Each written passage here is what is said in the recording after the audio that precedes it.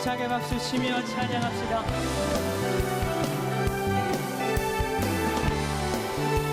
기쁨 가득 기쁨 가득 찬양해요.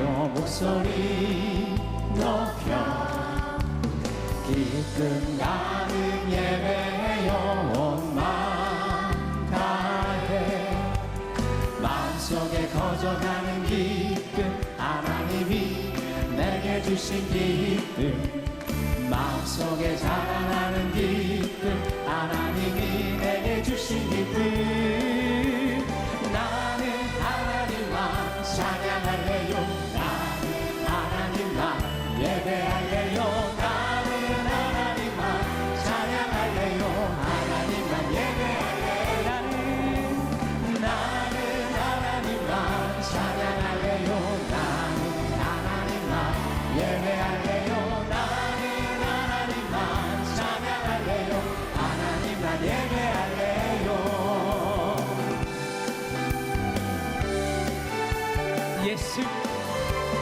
예수님이 말씀하시니 물이 변하여 포도주 됐네.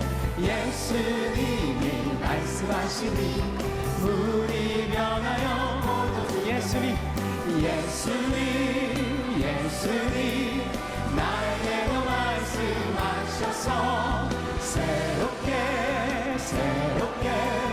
변화시켜 주소서. 예수님이 말씀하시니 밤이 메오다 눈이 던가네.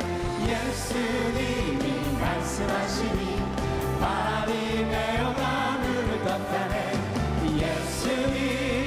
예수님 나에게도 말씀하셔서 새롭게 변화시켜 주소서. 예수님이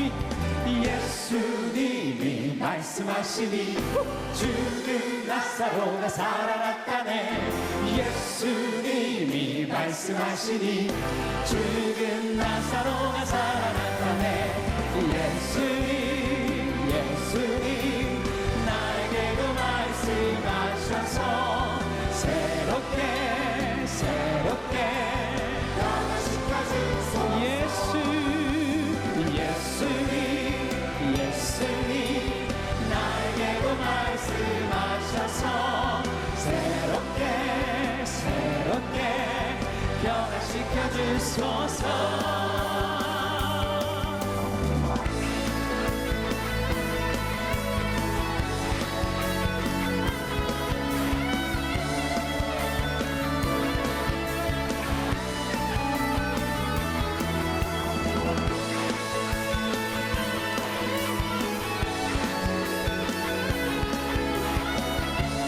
우리 가운데 성령으로 채우신 하나님을 한 번 더 찬양합시다.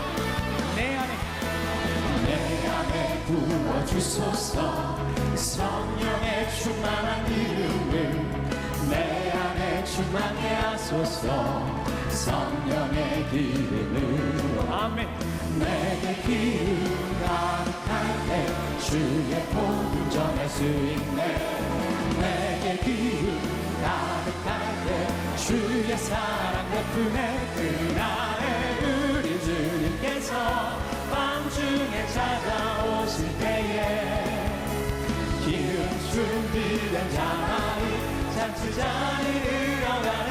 그날에 우리 주님께서 밤중에 찾아오실 때에 기름 준비된 자만이 잔치 자리를 들어가네. 아멘. 내 안에 부어주소서. 성령의 충만한 기름을 내 안에 충만케 하소서. 성령의 내게 기름 가득할 때 내게 기름 가득할 때 주의 복음 전할 수 있네. 내게 기름 가득할 때 주의 사랑 베푸네. 그날에 우리 주님께서 밤중에 아멘. 기름 준비된 자만이 잔치 자리 들어가네. 그날에 우리 주님께서 밤중에 찾아오실 때에 준비된 자만이 잔치잔이 늘어가네. 그날에 우리 주님께서 밤중에 찾아오실 때에 기름 준비된 자만이 잔치잔이 늘어가네. 그날에 우리 주님께서 밤중에 찾아오실 때에 기름 준비된 자만이 잔치잔이 늘어가네. 저 높은 하늘 위로 밝은 태양 떠오르듯이 난 주저하지 않으리. 어떤 어려움에도 주의 길을 선택하리. 비 가운데로 걸으리. 주님을 크게 보는 믿음 가지고 세상에 나타내리라.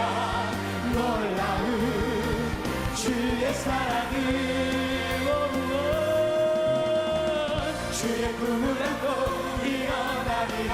선한 능력으로 일어나리라. 이 땅의 부흥과 회복은 나로부터 시작되니 주의 꿈을 안고 일어나리라. 선한 능력으로 일어나리라. 이 땅의 부흥과 회복은 나로부터 시작되니 주님을 크게 보는 믿음 가지고 아멘. 세상에 나타내리라. 놀라운 주의 사랑을. 주의 꿈을 안고 일어나리라. 선한 능력으로 일어나리라.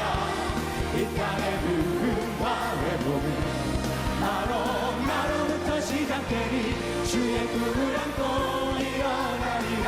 선한 능력으로 아멘. 일어나리라. 이 땅의 부흥과 회복은 우리 목소리로 한 번 더 시작되니 주의 꿈을 안고 일어나리라. 선한 능력으로 일어나리라. 이 땅의 부흥과 회복은 바로 나로부터 시작되니 주의 꿈을 안고 일어나리라. 선한 능력으로 일어나리라. 이 땅의 부흥과 회복은 바로 나로부터 시작되니. 우리를 통하여 일하신 하나님을 찬양합니다. 할렐루야.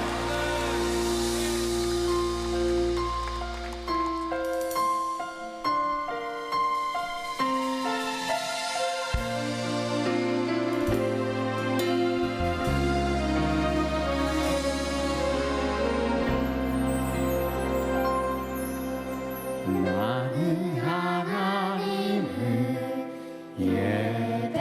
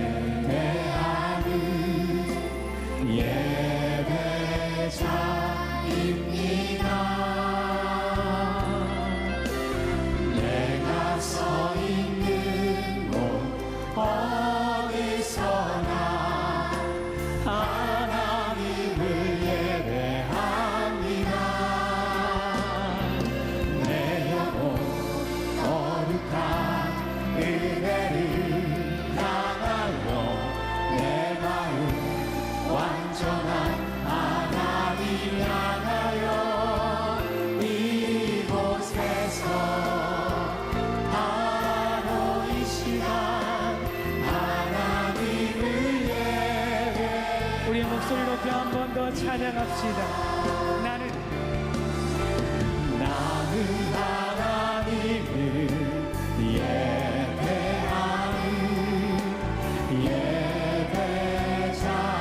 예배자입니다. 내가 서 있는 곳 어디서나 하나님을 예배합니다.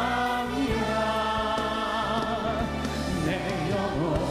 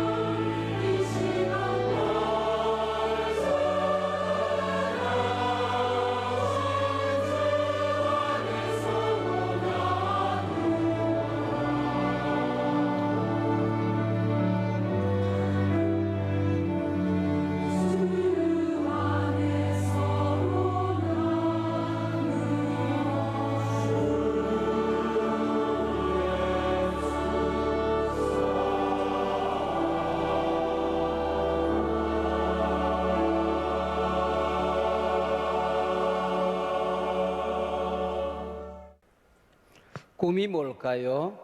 아이들이 궁금해하는 그 꿈 말입니다. 아이들 동화 가운데 그런 게 있어요. 내 코가 길어진다면 내 코에 새들이 와서 놀 거야. 내 귀가 커진다면 나비처럼 나는 훨훨 날아다닐 수가 있을 걸. 내 다리가 길어진다면, 내 팔이 길어진다면 구름을 잡을 수 있을 거야. 내 몸이 우주선이 된다면 오늘은 이 별나라, 내일은 저 별나라 날아다닐 수가 있을 거야. 폭 재미있는 상상이지요. 그러나 이런 것을 우리는 꿈이라 그렇게 말하지 않습니다. 사람들은 잠을 잘 때 꿈을 꾸지요. 아이들도, 유아부 어린이들도 잠을 잘 때 꿈을 꿉니다. 나는 핑크퐁이 될 거야. 나는 주주가 될 거야. 나는 뽀로로가 될 거야. 나는 인공지능 로봇가 될 거야. 아이들은 자다가 꿈을 꾸지요. 그 꿈과 우리가 말하는, 성경이 말하는 꿈과는 전혀 다른 것입니다. 숲속에 애벌레 한 마리가 있었어요. 숲속 마을에 잔치가 벌어진답니다. 온갖 풀벌레들이 모여서 노래를 불렀어요. 찍찍 삐릭삐릭. 나비들은 춤을 추었어요. 나비야 나비야 이리 날아오너라 아싸 호랑나비까지. 네. 그래서 이 애벌레도 제 간에 춤을 추겠다고 꿈틀거려 보았어요. 근데 다른 풀벌레들이, 나비들이 너 징그러워, 너 그게 무슨 춤이니? 그래서 나무 위로 숨어 올라갔어요. 그랬더니 너 비켜, 너 왜 여기 올라왔어? 또 다른 풀벌레들이 콕콕 쪼옵니다. 그래서 자기 집을 짓고 숨어서 보기로 했어요. 입에서 실을 뿜어서 하얀 자기 집을 지었답니다. 그래서 꿈을 꾸었어요. 언젠가는 나도 춤을 출 거야. 근데 어느덧 집의 대문이 조금씩 열리기 시작했어요. 오늘은 밖에서 무슨 일이 있을까? 그리고 하얀 자기 집을 문 열고 나왔더니 자기가 나비가 된 거예요. 그래서 숲속에 많은 나비들, 풀벌레와 함께 춤을 추고 날아다닐 수가 있었어요. 이렇게 잘 나는 나비가 그 옛날에 징그러웠던 애벌레라는 것을 아는 풀벌레들은 없었던 것이요. 나는 커서 뭐가 될까? 아이들이 이 학원 저 학원 다니면서 하나님이 나를 이 세상에 왜 보냈을까? 내가 이 땅에 태어난 목적이 뭘까?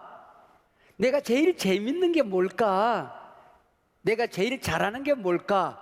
그걸 발견하고 그걸 재미있게 하는 사이에 하나님이 나를 이 땅에 보내준 목적을 깨달아가며 알게 되는 거예요. 오늘 성경의 주인공은 다윗이라는 소년이었습니다. 양을 치는 목동이었어요. 블레셋이라는 나라가 있었는데 자꾸 나라에 쳐들어와서 양을 잡아간대요. 농사를 짓고 나면은 농산물을 다 빼앗아 간대요. 그래서 형님들은 나라를 지키기 위해서 군대에 갔어요. 그래서 막둥이 다윗이 양을 지키고 있었습니다. 다윗은 양들과 노는 게 너무 재미있었어요. 근데 문제는 가끔 사나운 맹수들이 나타납니다. 사자가 나타나기도 하고 어떨 때는 큰 곰이 나타나기도 해요. 저 맹수들을 어떡하지? 내가 물맷돌로 저것들을 물리칠 거야. 그래서 물매를 손에 들고 빙글빙글 돌려 던지는데 도무지 맞지를 않는 겁니다. 그래서 양을 지키기 위해서 부지런히 물맷돌 던지는 연습을 했습니다. 손바닥이 부러졌습니다. 물집이 생깁니다. 군살이 배깁니다. 그래도 풀을 뜨는 사이 아침부터 저녁까지 부지런히 물맷돌 던지는 연습을 해서 어느덧 백발백중 저 높은 나무 꼭대기에 있는 솔방울도 맞힐 수 있는 명중사수가 된 것입니다. 그래서 다윗이 양을 치는 이 자리에는 사자들이 얼씬도 못했어요. 곰이 나타났다가 주랭랑을 치기가 일쑤였습니다. 근데 어떨 때는 양들이 우리에 들어와서 잠을 자야 되는데 하루 종일 피곤했는지 잠을 자지 않습니다. 어떻게 하면 저 양들을 편안하게 해줄까? 그래서 하프를 타기로 했어요. 수금을 타기로 했던 겁니다. 처음에 하프를 타보니 소리도 나지를 않았어요. 음이 맞지를 않아요. 그러나 부지런히 하프 타는 연습을 했습니다. 손에 껍질이 벗겨집니다. 또 굳은 살이 배깁니다. 어느덧 하프를 잘 연주하는 음악가가 된 거예요. 이 하프로 하나님을 찬양했어요. 하나님이 기뻐하는 노래를 불렀어요. 근데 그 자리에 하나님이 함께 와 계시는 거예요. 다윗이 하프를 연주하는 자리에 예배가 일어나는 거예요. 더 놀라운 일은 다윗이 하프를 연주하면은 양들이 새근새근 잠을 잡니다. 다윗이 하프를 연주하면은 병든 사람이 낫는 거예요. 귀신 들린 사람이 귀신이 물러가고 낫는 역사가 일어나게 되는 겁니다. 다윗, 너의 꿈이 뭐니? 나는 내가 하는 일을 재미있게 하는 거야. 하나님이 내게 맡겨준 일, 엄마 아빠가 내게 시키는 일을 열심히 하는 거야. 최선을 다하는 거야. 그게 내 꿈이야. 오늘 다윗이 그렇게 말합니다. 꿈이 뭐라고요? 재미있게 일하는 겁니다. 행복하게 살아가는 겁니다. 내가 지금 하고 있는 그 일을 열심히 하는 게 꿈이라고 할 수가 있는 것이죠. 열심히 양을 쳤어요. 재미있게 양을 쳤어요. 그런데 어느덧 어른이 된 다윗은 하나님의 양떼 이스라엘 백성들을 치는 임금이 된 겁니다. 양을 지키기 위해서 부지런히 물맷돌 던지는 연습을 했는데 이스라엘 괴롭히는 적장 골리앗을 물리치는 명사수가 된 것입니다. 이게 바로 꿈은 지금 내가 하고 있는 일을 재미있게 하는 거다. 하프를 치는 것이 좋아서 양에게 편안히 잠들게 하기 위해서 하프를 연주했는데 임금님이 귀신이 들렸을 때에, 병이 들렸을 때에 다윗이 하프를 연주하면은 병이 낫는다는 소문이 온 나라에 퍼진 것입니다. 귀신 들린 자들이 자유함을 얻는다는 소문이 나서 임금의 병을 고치는 의사가 될 수가 있었던 것이지요. 지금 이스라엘 괴롭히는 나라는 블레셋이라고 하는 나라입니다. 이 블레셋이라는 나라는 아브라함 할아버지 때는 함께 친하게 잘 지냈대요. 그런데 블레셋이라는 나라가 점점 커지면서 이 나라가 먹고 살 길이 없으니까 해적이 된 거예요. 중동에 에게해라는 바다가 있습니다. 그 바다에 가서 해적이 되고 또 이웃 나라가 농사를 짓고 나면 농산물을 빼앗아 갑니다. 양을 잡아갑니다. 그래서 약탈하고 전쟁을 일으키는 나쁜 나라가 되었던 것이지요. 이 블레셋 사람들이 섬기는 신은 참 재미있게 생겼다. 다곤이라는 신인데 우리 어린이들이 인어 알지요? 다리는 물고기잖아요. 얼굴은 예쁜 우리 아가씨 몸을 하고 있는 인어 말이에요. 다곤 신이 그렇게 생겼어요. 다리는 물고기예요. 그래서 바다를 헤엄치고 다녀요. 근데 몸과 얼굴은 용감한 장수의 얼굴을 하고 있어요. 이게 다곤 신이에요. 블레셋은 해양 민족이라는 겁니다. 바닷사람이라고 하는 것이요. 이웃나라를 자꾸 쳐들어가려고 하다 보니까 전쟁 기술이 많이 발달된 나라가 블레셋이라는 나라였어요. 중동에서 철기 문화가 가장 잘 발달된 나라가 바로 이 블레셋이라는 나라였습니다. 이 당시에 철공소는 블레셋에만 있었어요. 이스라엘 사람들이 농기구 하나를 사려고 하더라도 갈쿠리 하나를 사고 삽 하나를 사고 괭이 하나를 사려고 하더라도 블레셋으로 가서 농기구를 샀다는 기록이 성경에 있어요. 그래서 이스라엘 군대들이 임금님, 우리도 칼이 있으면 좋겠어요. 우리도 창이 있으면 좋겠어요. 그래서 칼과 창을 사러 갔는데 달랑 2개만 팔았어요. 그래서 하나는 사울 임금이, 하나는 왕자 요네단이 손에 들고 군대를 지휘했더라 그랬습니다. 왕과 왕자에게만 칼을 파는 이 나라가 바로 블레셋이라고 하는 나라였습니다. 그러면은 자기들은 칼이 있잖아요, 창이 있잖아요, 철기 문화가 발달했잖아요. 농기구를 들고 싸우는 이스라엘과 전쟁을 일으키면 누가 이기겠어요? 당연히 자기들이 이겨야 되잖아요. 전봉준의 농민군 같은 이스라엘 백성들과 이 철기 문화로 발달된 칼과 창을 손에 들고 있는 블레셋이 전쟁을 하는데 이스라엘이 이겼다? 어떻게 이겼을까? 그때마다 기도하면 힘없는 이스라엘 백성을 하나님이 도와주신 거예요. 갑자기 우박을 쏟아부어서 블레셋 군대가 혼비백산 도망을 갑니다. 그리고 마차를 타고 왔다가는 폭우가 쏟아지니까 진흙탕에 마차가 빠져서 주랭랑을 치기도 합니다. 그래서 이번에는 블레셋 사람들이 꾀를 낸 거예요. 이게 함께 맞부딪혀서 싸우면 하나님이 또 무슨 일을 할지도 몰라. 우리 가운데 장수를 한 사람 길러야 되겠어.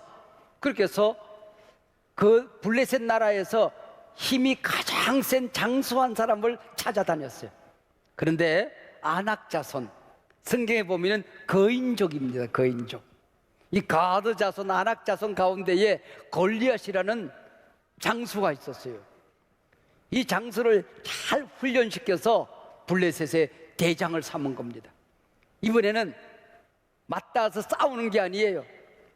저쪽에는 이스라엘 군대가 진을 치고 있습니다. 이 골짜기에는 블레셋 군대가 진을 치고 있습니다. 골리앗이 앞으로 탁 나서가지고는, 야, 나는 다곤 신을 믿는 블레셋의 장수다. 너희 나라에도 장수가 있지. 너희 나라 장수 하나 나오느라. 그래가지고는 너희 장수가 나를 죽이면은 우리는 너희 종이 될 거야. 너희들을 섬길 거야. 그러나 내가 너희들의 장수를 무찌르면은 너희들이 우리 종이 되어야 된다. 우리를 섬겨야 된다. 누구든지 한번 나와보거라 하고 소리를 질렀어요.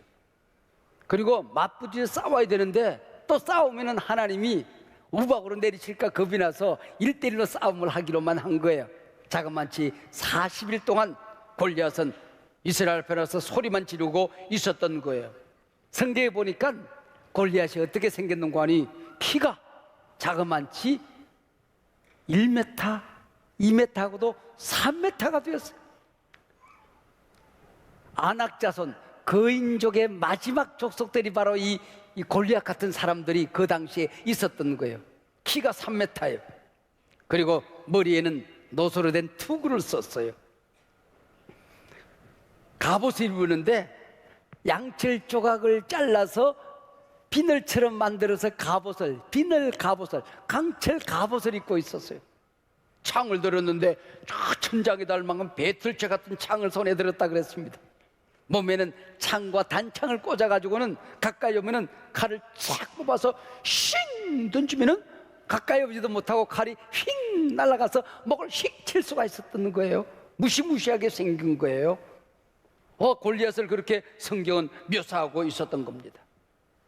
근데 이 얘기가 왜 성경에 기록되어져 있을까요?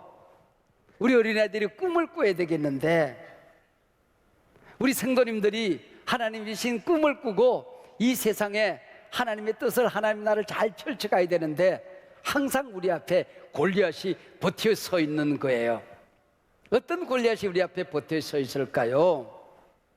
다곤 신은 눈에 보이는 신이잖아요. 근데 우리 하나님은 우리 눈에 보이지도 않아요. 우리 눈에 보이는 돈이라고 하는 신, 물질, 과학, 지식이라는 신이 항상 하나님이 계셔야 될 자리에 우리 앞을 가로막고 있어요. 어떤 가정에는 질병, 가난, 사업의 실패, 직장에서 물러남, 이런 것들 때문에 꿈을 이룰 수가 없어요. 항상 걱정, 근심, 염려 속에 꽉 사로잡히는 가정들이 얼마나 많이 있어요. 우리나라는 세계 유일의 분단 국가예요. 우리 머리에 핵을 가지고 있는 공산주의 저 북한이란 나라를 머리에 이고 살아야 돼요. 우리 자녀들에게 평화로운 나라, 전쟁 없는 나라, 통일한국을 물려줄 수 있을까? 이게 바로 우리의 골리앗이지요. 우리나라가 1964년도에 국민소득 100불을 넘어섰어요. 지금 55년밖에 안 됐는데 이 55년 지나는 사이에 우리나라 국민소득이 3만 불이 되었어요. 300배나 커졌다? 근데 지금 우리 자녀들에게 다음 세상을 물려줘야 되는데 갑자기 세상이 어려워져서 저성장의 늪에 빠져들고 있어요. 경제 위기에 빠져들고 있어요. 지금 우리 앞에 펼쳐지는 세상은 4차 산업혁명 시대가 펼쳐지고 있어요. 그래서 잘난 놈들은 점점 더 잘나는 세상으로 가고 힘없는 사람들, 연약한 사람들은 점점 어려워지는 세상이 될 수도 있어요. 이 4차 산업혁명이 기회가 되기도 하지만은 어려움이 있는 겁니다. 이걸 양극화라고 그래요. 점점 더 양극화해서 발전해 가고 있는 세상이 우리를 어렵게 만들 수가 있어요. 골리앗처럼 우리의 미래를 가로막고 있을 수가 있어요. 얼마나 국민들이 갈등이 많습니까? 이념적인 갈등, 나이 든 세대와 젊은 세대의 갈등, 지역 간의 갈등, 여러 가지 갈등이 세계 어디 가든지 이 갈등이 꽉 사로잡혀 있어요. 이런 것들이 골리앗처럼 우리 앞에 버티고 있는 거예요. 그뿐인 줄 아세요? 아이들이 태어나지를 않아요. 다음 세대들이 꿈을 가지고 대한민국의 미래는 내가 책임질 거야, 내일의 선교는 내가 책임질 거야, 하나님의 나라는 내가 책임질 거야, 꿈을 가져야 되는데 우리 자녀들이 꿈을 갖기가 어려운 환경이 많이 우리 앞에 펼쳐지고 있습니다. 세계가 점점 시니어 사회로, 나이 든 세대로 점점 접어들고 있는 것입니다. 지금 우리나라에 5천만 명의 국민이 살고 있어요. 5천만 명을 한 줄로 쭉 세워서 나이 순으로 제일 가운데 있는 한 사람을 딱 끄집어내면 이걸 중위수라고 그래요. 중위. 제일 가운데 있는 사람이 몇 살인 거 아니? 42살이야. 근데 2050년도가 되면은 우리 국민이 5천만 명에서 4,500만, 이제 4,700만 정도로 줄어들어요. 제일 가운데 있는 사람을 딱 뽑아내면은 지금은 42살인데 그때는 58살이야. 이게 세상이 점점 이게 나이 많은 세상으로 발전해 가고 있어요. 이 세상을 우리 자녀들에게 물려줘야 돼요. 자꾸 우리 젊은 세대가 결혼하고 아기 낳고 또 낳아야 되는데 아기는 태어나지 않고 자꾸 나이 들어가는 세상으로 가고 있어요. 미래를 물려주기 위해서는 너무나도 어려운 세상들이 펼쳐지고 있는 것입니다. 이때에 대한민국의 미래를 책임질 사람이 나타난다면 누가 나타날까요? 세계적인 과학자, 위대한 정치가, 위대한 목사님, 재벌 대회장님, 이런 분들이 나타나야 되는데 골리앗을 무찌르기 위하여 하나님이 쓰는 사람은 그런 사람들이 아니라 소년 다윗이 등장을 하게 된 겁니다. 왜 이 골리앗을 무찌르는 자리에 다윗이 나타나게 되었을까요? 여러분 생각해 보세요. 가까이 가서 칼과 창을 가지고 한판 벌리면은 키가 3m나 되는 안악자손 거인족을 이길 수가 없는 거예요. 철기 문명으로 무장되어 있는 이 블레셋 장수를 이길 수가 없는 거예요. 그런데 멀리 떨어져 있으면 칼이 무슨 소용이 있어요? 창이 아무리 길어도 저 골짜기에 있는 장수를 찌를 수는 없잖아요. 근데 멀리 있는 사람을 쓰러뜨릴 수 있는 무기가 있다? 뭐게요? 물맷돌이래요. 물맷돌. 그래서 다윗은 물맷돌 던지는 명수잖아요. 다윗의 허리에는 항상 이 돌주머니가 있었던 거예요. 그리고 손에는 물맷돌이 들려져 있었어요. 그래서 손이 부르트도록 물맷돌을 던지는 연습을 했잖아요. 저 골짜기에 있는 장수를 무찌르기 위해서는 이걸 여기 넣어서 이걸 돌리는 거예요. 돌려서 핑 던지면 이게 돌이 싱싱싱싱 날아갈 수 있는. 멀리 있는 장수를 무찌르기 위해서는 이 물맷돌이 안성맞춤이었잖아요. 그래서 물맷돌 던지기 명장이었던 다윗이 등장하게 된 겁니다. 골리앗이 소리를 질러요. 야, 너희들 가운데 장수가 없냐? 너희 하나님은 죽었냐? 나와 함께 겨뤄볼 장수가 누구든지 있으면 나오거라. 그때 성경에 보니까 사울 임금은 두려움에 떨고 있었다 그랬어요. 놀라서 떨고 있었다 그랬어요. 그런데 이 골리앗의 소리 지르는 것도 다윗에게는 말빨이 먹히지가 않는 거예요. 말빨이. 너희 신은 죽었냐? 그랬더니 다윗이 얘놈아, 너희 다곤 신은 가짜야. 하나님만이 살아계신다. 이놈의 자식 꼬마 녀석이 앞에 나와서 어디 소리를 질러. 너를 공중에 휙 집어던져 독수리 밥이 되게 해주겠다. 독수리 밥은 네가 될 거야 이놈아. 너는 칼과 창과 단창으로 내게 나오지만은 나는 네가 저주하는 만군의 여호와의 이름으로 너에게 나아간다. 전쟁은 여호와께 속한 것이니라. 전쟁을 이기고 지고 하는 것은 하나님이 마음대로 할 수 있어. 신명기 20장에 보면은 전쟁 수칙이 나옵니다. 다윗이 입을 열어서 지금 하고 있는 모든 말은 성경에 나오는 얘기예요. 다윗이 머릿속에서 지어낸 얘기가 아니에요. 무슨 얘기일까요? 양을 치면서 사자가 나타날 때마다, 양이 병들어서 쓰러질 때마다, 곰이 나타나서 공격을 할 때마다, 밤에 혼자 무서워서 부들부들 떨고 있으면서 하나님하고 친하게 지내는 거예요. 하나님 말씀을 부지런히 읽은 거예요. 하나님 기도를 많이 한 거예요. 곰을 물리치고 사자를 물리칠 때마다 다윗의 영적인 능력이, 내공이 무럭무럭 자라게 된 것입니다.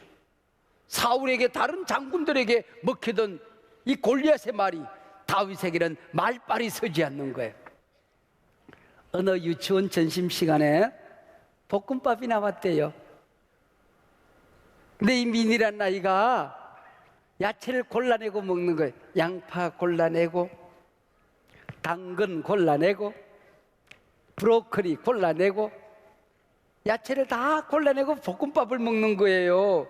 선생님이 가까이 가서 민이야, 야채를 많이 먹어야, 함께 야채를 같이 먹어야 얼굴이 예뻐진단다. 그리고 날씬하게 키도 무럭무럭 커, 머리도 좋아진대, 예뻐진대. 그랬더니 민이가 선생님을 빤히 쳐다보면서 선생님도 어릴 때 야채 안 먹었군요. 말빨이 먹히지 않았단 말이죠. 골리앗의 헛소리에 사울 임금은 부들부들 떨고 있었지만 다윗은 말빨이 먹히지가 않았다, 그런 얘기예요. 여러분 생각해 보세요. 우리는 하나님이 도와줘서 그리고 기도하고 나갔더니 이 돌팔매로 골리앗의 이마를 맞출 수가 있었다, 그렇게 생각해요. 여러분 그게 맞은 것도 있지만은 돌팔매 실력이 없었는데, 아무런 연습도 하지 않았는데, 사자를 물리친 적도 없는데, 곰을 이겨본 적도 없는데, 다윗이 앞으로 나서면서 주여 삼창하고 주여 도와주시옵소서, 주여 도와주시옵소서, 주여 도와주시옵소서, 주여 삼창하고 나가서 던졌더니 한 번도 맞지 않던 돌이 그날따라 자기가 추적을 해서 골리앗의 이마에 가서 딱 맞히더라. 그런 거 없잖아요. 그거 아니잖아요. 지금 하고 있는 일 재미있게 열심히 최선을 다해서 손가락이 부러뜨도록 돌팔매질을, 물맷돌 던지는 연습을 했던 다윗을 하나님이 쓰신 거잖아요. 양을 치다가 또 세상 살다가 직장생활 하다가 교회 생활, 신앙생활 하다가 위기가 있을 때마다 그걸 말씀으로 이겨내는, 기도로 이겨내는 내공이 쌓여져야 된다, 그 얘기예요. 영적인 실력이 쌓여져야 이길 수 있다, 그런 얘기입니다. 교회 조금만 어려움이 있으면은 푹 주저앉아 가지고는 목사님 시험 들었어요. 울고 짜고 하나님 말씀 기도해 본 적이 없는 사람, 하나님이 주시는 영적 실력 쌓는 기회가 사라진 거예요. 사업하다 어려움을 겪어요. 가정생활에도 어려움이 있어요. 그때마다 말씀으로 기도로 이기는 연습을 해야 되는 겁니다. 돌팔매 연습을 하는 거예요. 그래야 이겨낼 수가 있는 것 아닙니까? 아빠가 사업에 어려워졌어요. 엄마가 병이 들었어요. 이것 때문에 가정의 사랑이 무너지는 가정들이 있어요. 믿음이 깨지는 가정들이 있어요. 서로 원망해요. 하나님 앞에 원망하고 불평해요. 믿음이 무너져 버려요. 어리석은 가정 아닙니까? 아빠가 사업이 어렵고 엄마가 병이 들어도 사랑으로 똘똘 뭉쳐서 기도하고 믿음이 커지고 말씀 붙들고 서로 사랑하고 서로 신뢰를 하고 격려하고 힘을 냅시다. 믿음의 내공이 커지는 가정이 되는 것입니다. 할렐루야. 믿음의 실력이 쌓여지는 가정이 되는 것입니다. 그게 바로 돌팔매 연습을 하는 거예요. 하프 타는 연습을 하는 겁니다. 가정에 찬송 하프 타고 찬송을 했더니 병이 났고 무너진 사업이 일으켜지고 닫혀졌던 문이 열려지고 안 되던 일이 되고 모두 다 꿈을 가지고 절망했던 아빠가 힘을 얻고 교회 나오던 형님이 교회 나오고 이러면서 그 가정을 하나님이 쓰기 시작하는 것 아닙니까? 저도 인생을 돌이켜보면 내 앞에 골리앗이 버티고 섰을 때가 너무나도 많이 있었습니다. 내 힘으로 이길 수 없는 내 환경이었습니다. 교회를 맡았을 때도 경험도 없는 어린 청년이 교회를 맡았습니다. 교회는 싸움과 갈등으로 어려움을 겪고 있었습니다. 나는 목회를 해본 적이 없는 사람입니다. 기도하는 길밖에 없었습니다. 우는 길밖에 없었습니다. 근데 그 교회가 치유되어지고 성장되는 모습을 보며 하나님은 나는 돌팔매 연습을 시키고 영적인 내공이 쌓이고 영적인 실력이 쌓였다고 나는 생각을 합니다. 교회를 개척하는 일이 쉬운 일 아니지만은 가진 것도 없지만은 경험도 없지만은 실력도 없지만은 내가 잘하는 것도 없지만은 그래도 하나님 의지하고 말씀 붙들고 교인들 사랑하고 우리가 힘 합쳐서 오늘의 한섬한 교회를 이룬 것, 나는 이것은 영적인 실력을 쌓은 것이라고, 하나님이 물맷돌을 열심히 던지고 하프를 부지런히 켜고 울었던 우리를 불쌍히 여기시고 도와주셨다고 나는 생각합니다. 우리가 함께 기쁨으로 돌을 던지는 연습을 하고 내게 맡겨진 일 기쁨으로 감당했습니다. 봉사 자리에서, 찬양 자리에서, 아이들 가르치는 자리에서, 남들이 가지 않는 자리에서 우리가 돌팔매질하고 하프를 켜는 사이에 하나님께서는 저는 분명히 우리 가정, 우리 교회, 학교, 부서 영적인 실력이 쌓였다고 생각합니다. 영적인 내공이 쌓였다고 믿습니다. 꿈이 뭐예요? 지금 하고 있는 일 재미있게 하는 거예요. 최선을 다해서 하는 거예요. 열심히 하는 거예요. 하나님이 여러분을 이 땅에 버리시는 목적이 있어요. 이유가 있어요. 여러분이 잘하는 게 있어요. 그거 밤 새워도 재미있어요. 억지로 안 해도 돼요. 꿈 재미있게, 꿈 열심히.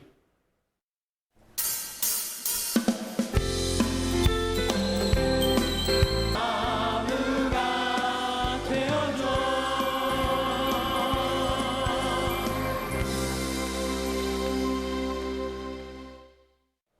우리 주 예수 그리스도의 은혜와 우리 아버지 하나님의 사랑과 우리 성령님의 함께 하시고 교통하심이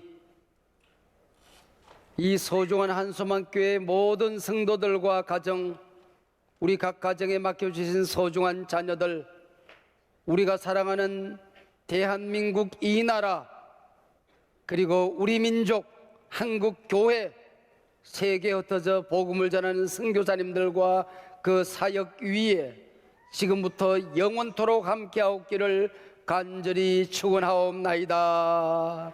아멘.